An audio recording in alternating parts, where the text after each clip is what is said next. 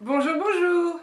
Nouvelle marinière pour nouvelle vidéo. Aujourd'hui je vais faire une vidéo que j'ai reprise de la chaîne de la bibliothèque de Mr. Kev, donc merci à lui.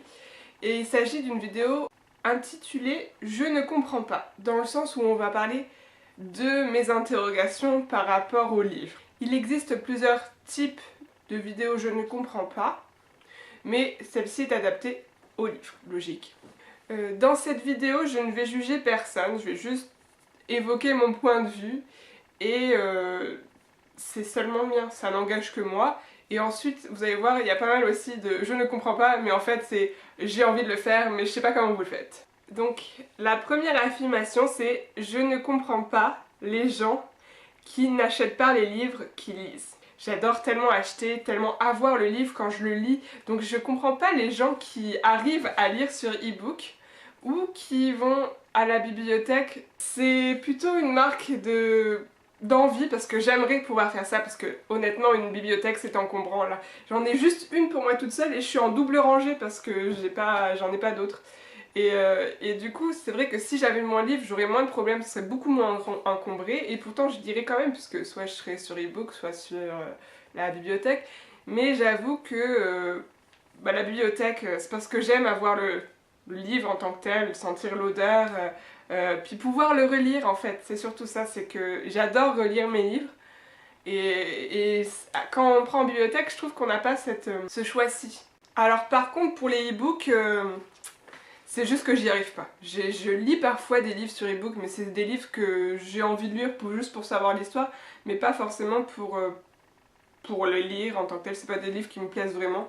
J'avoue que j'ai du mal avec le format e-book, ça me fatigue les yeux, ça m'arrive mais j'avoue que j'ai du mal quand même. Alors ma deuxième affirmation, c'est en corrélation avec la vidéo de Kevin, donc je vais vous mettre le lien en description bien sûr. Et il s'agit de la palle. Je ne comprends pas les gens qui ont une palle de plus de 100 livres. Je suis désolée, je n'y arrive pas. Je sais pas comment vous faites en fait, c'est ça. J'aimerais bien avoir le choix. Moi j'ai souvent une palle de 5-6 livres hein, et ça écluse au fur et à mesure. Hein. Et j'aimerais bien avoir tout plein de choix et ne pas me dire que ok, j'ai fini mon livre, bon bah qu'est-ce que je choisis et avoir tout un tas de choix selon mon humeur et ne pas juste avoir le dernier livre de ma palle qui m'attend et qui me dit bon bah ok, j'ai pas le choix, je vais lire ça. Non, non, ça j'aimerais vraiment avoir le choix, mais je comprends pas comment les personnes qui ont tant de livres dans leur palle font. Parce que moi j'ai beau en acheter tous les mois, au bout d'un moment ça commence à faire au niveau argent. Donc généralement pas plus de 10 quoi. Et des poches souvent. Parce que niveau argent quand même faut compter hein. Du coup, je ne sais pas, je comprends pas, mais je suis très envieuse. D'ailleurs, si l'un de vous a des petites suggestions pour avoir des livres vraiment pas chers et avoir une grosse palle à la fin, n'hésitez pas à me le dire en commentaire. Hein. Ma troisième affirmation, c'est je ne comprends pas les gens qui disent d'un livre ce n'est pas de la grande littérature. Ça, c'est un coup de gueule que j'ai, c'est plus un coup de gueule qu'une incompréhension, c'est que je ne comprends pas pourquoi certaines personnes disent ça à propos de certains livres. Pour moi, tant que c'est de la littérature et que quelqu'un le lit, c'est une bonne littérature. C'est pas grande ou pas grande, ça dépend vraiment d'une mode, et ensuite, quand on voit certains écrivains qui étaient décriés du temps où ils écrivaient et que maintenant on les encense parce qu'ils sont devenus des grands écrivains, mais au départ, les gens ne trouvaient pas que c'était de la grande littérature pour certains. Ils trouvaient que c'était, par exemple, vulgaire, dérangeant. Mais c'est pour ça, c'est tellement subjectif, je trouve, et c'est tellement dommage les gens qui disent ça. Et j'aime vraiment pas et je comprends pas pourquoi on peut dire ça à propos d'un livre. Parce que tant que les gens lisent, je pense que c'est de la grande littérature. S'il y a une raison, s'il y a des gens qui aiment ça, et certes ce livre ne te correspond pas, il y a certains livres, moi je peux pas lire, hein. Les grands classiques d'ailleurs, il y a certains grands classiques, notamment Zola, avec lesquels j'ai énormément de mal. Ça ne passe pas avec moi. Certains de ces livres oui, mais d'autres non, je peux pas. Et c'est comme ça, c'est juste pas mon style, mais je n'aimerais pas dire que c'est de la petite littérature ou de la fausse littérature. Donc voilà, je pense que c'est juste une question de point de vue et c'est vraiment une incompréhension de ma part. Personne ne devrait dire ça à propos d'un livre, je pense. Bon, ma quatrième affirmation, c'est encore une affirmation de frustration, décidément. Je ne comprends pas les maisons d'édition qui n'éditent pas tous les livres d'une même série. Si vous voulez un exemple, j'ai celui-ci, entre autres, parce que évidemment j'ai pas mal de malchance de ce côté-là et du coup j'ai pas toutes les fins de série. Et donc Les Furies de Calderon par exemple, il y en a 6 tomes sortis en VO, et moi je n'en ai que 4, parce que Bragelonne n'a édité que les 4 premiers, et on se retrouve sans savoir la fin. Donc je l'ai lu en VO, mais pour ceux qui ne savent pas lire en VO, je me dis, enfin c'est pas cool quoi. Parce que c'est vraiment une série de qualité, et j'adorais vraiment, mais pas de suite. Le pire du pire concerne les manhwas de Saphira, parce que Saphira a tout simplement périclité. Donc il n'y a plus de manga du tout d'édité, et le plus dommage c'est qu'aucune maison d'édition n'a repris leur manhwa. Donc leur manhwa c'est l'équivalent des mangas mais en Corée. Et du coup, ben, j'ai jamais su la suite, et moi je suis incapable de lire en coréen, je suis désolée, hein, j'ai pas fait option Corée au lycée. Hein. Donc c'est encore plus dommage pour moi, parce que autant un livre qui est traduit de l'anglais, je peux le lire en VO, mais autant un manhwa ou un manga, bah faudrait que je m'y mette à apprendre la langue, et bon, je vais pas aller jusque là quoi. C'est bien dommage, parce que personne n'a repris leur série, et c'était des séries de qualité pourtant. Donc c'était vraiment le pire du pire, et j'ai pas compris. Ma quatrième incompréhension concerne ma maniaquerie avec les livres, c'est-à-dire que je ne comprends pas les gens qui lisent leurs livres comme ça, avec la grosse pliure du milieu. Donc là c'est un de mes livres, donc le problème c'est que la reliure était très mal faite, donc en fait tu l'ouvrais, ça tombait, et au final on a quoi? On a toutes les pliures là, ce que je déteste. Je fais en sorte à chaque fois de ne pas avoir ces pliures, parce que je trouve ça moche, je trouve que le livre est abîmé, et ça me dégoûte. Alors du coup je lis des fois comme ça. Donc pour éviter qu'il y ait des pliures, tout pas fermé, et du coup c'est une véritable gymnastique pour pouvoir avoir les fins de ligne. Et du coup ça, je comprends pas les gens qui maltraitent leurs livres comme ça, et ça j'ai du mal. La pliure là, de dos du livre, non, je comprends pas. Je suis vraiment maniaque avec ça. Les gens vont croire que je suis folle, mais ça me plaît pas du tout. La cinquième affirmation revient à peu près dans le même genre, c'est je ne comprends pas les gens qui se servent du coin du livre comme marque-page.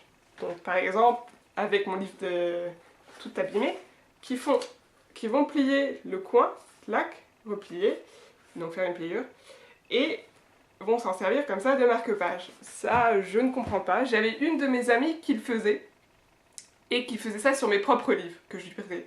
Et quand j'ai découvert ça, j'ai cru que j'avais pété un câble, parce que déjà, mon joli petit livre était abîmé, parce qu'il y avait des traces de pliure où elle s'était arrêtée de lire, et je ne comprends pas. Parce que, encore une fois, pour moi, un livre, ça doit être beau, ça doit continuer à être beau pendant des années et des années, à part certains accidents qui me sont déjà arrivés. J'essaye d'avoir des livres dans un bel état, qui puissent tenir un sacré temps. Et là, j'avoue que les maltraiter comme ça, ça me crispe, mais vraiment ça me crispe. Ma septième affirmation concerne « Je ne comprends pas pourquoi certaines sagas ne sortent pas en poche ». L'exemple de la maison d'édition qui le fait le mieux, je pense, enfin, le mieux, tout est relatif, hein, c'est Pocket Jeunesse. Vraiment, leur catalogue est beau, j'ai envie de lire, et je n'ai jamais les poches. Par exemple, la série Cinder, donc, dont le dernier tome Winter est sorti, il n'y a toujours pas de poches qui sont sorties. Donc je ne sais pas si c'est un choix d'attendre que la série soit entièrement terminée pour pouvoir sortir les poches, mais ça fait quand même un bout de temps. Et pareil pour Angel Fall. Angel Fall, ils ont sorti le premier en poche, et le deuxième, alors que le dernier tome est sorti, il n'y a pas si longtemps que ça, le deuxième en poche n'est toujours pas disponible. Donc je ne sais pas pourquoi à chaque fois il y a des séries qui mettent comme ça des années et des années avant de finir en poche. L'une des plus marquantes selon moi, c'était Les Mondes des Willan, donc de Pierre Bottero, et qui ne sont passés en poche que quand j'étais au lycée, alors que ça faisait des années que je les lisais. Donc je ne sais pas, il y a certaines fois, les maisons d'édition mettent énormément de temps à les sortir et ça m'énerve parce que je veux savoir l'histoire, j'ai envie, mais des fois les livres sont un peu chers quand même. Je ne comprends pas également comment les gens peuvent acheter un livre sans faire attention à la couverture. Ça c'est purement et futilement superficiel, mais honnêtement, si un livre, même si le contenu est super, s'il a une mauvaise couverture ou une couverture vraiment pas attirante, je vais pas l'acheter. J'avoue que j'aimerais ne pas être si superficielle, j'aimerais comprendre comment ces gens arrivent à s'affranchir de ça, mais moi j'y arrive pas du tout. Faut que si un livre a une belle couverture, j'irai forcément l'acheter, si les couleurs sont belles, si le titre est beau. C'est idiot, c'est complètement marketing, mais c'est vrai, j'irai acheter plus facilement. Donc voilà. Mon avant-dernière affirmation, c'est je ne comprends pas les gens qui mettent une bibliothèque dans leurs toilettes. Ça m'est arrivé plusieurs fois d'aller chez des gens, donc, et de vouloir aller aux toilettes, et en arrivant, je découvre une bibliothèque, donc une petite rangée d'étagères au-dessus avec de super jolis livres dans les toilettes.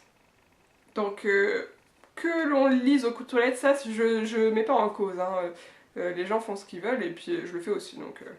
Mais de là à mettre des super beaux livres dans des toilettes, là je ne comprends pas. Pour moi un livre c'est beau, c'est un bel objet, il faut le montrer, soit dans sa chambre, sur des étagères, soit dans son salon. Et là dans les toilettes ils sont un peu cachés, comme si on en avait honte de lire finalement, et je trouvais ça assez drôle. Et puis c'est arrivé plusieurs fois que j'entre dans les toilettes et qu'en fait il y a une bibliothèque à cet endroit là, et pas ailleurs en fait, c'est surtout ça le truc. Donc je ne comprends pas ce principe-là, même si dans l'ensemble je comprends parce qu'il s'agit de lire aux toilettes, mais pourquoi mettre sa bibliothèque à cet endroit-là? Pourquoi pas juste des magazines? Donc voilà, je ne comprends pas non plus.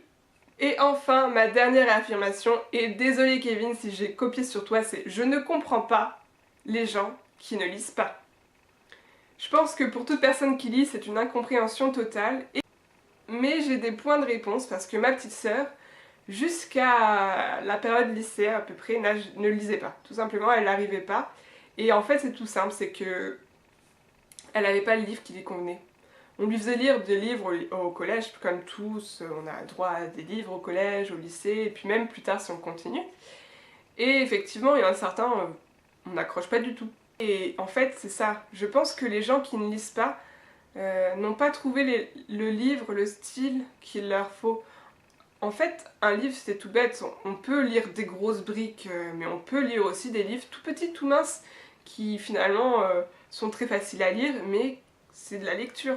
Je pense qu'à chaque personne un livre peut convenir.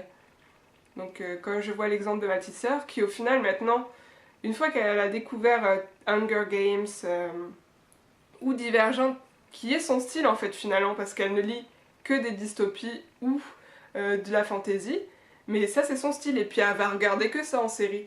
Donc finalement c'était ça qui lui plaisait, mais avant, on ne lit pas de la dystopie au collège ou au lycée. Ça, peut-être dans quelques années, peut-être 1984, donc, mais c'est du George Orwell, donc faut aimer. Donc voici pour cette vidéo, j'espère qu'elle vous aura plu. Dites-moi aussi ce que vous ne comprenez pas par rapport au livre. Ça c'est mes 10 affirmations, mais je pense qu'il y en a encore d'autres si j'avais encore plus réfléchi. Mais je voulais en faire que 10 pour pas que ce soit trop long. Et du coup, n'hésitez pas à me dire ce que vous en pensez. Et du coup, je vous dis à bientôt dans une nouvelle vidéo et bisous bisous!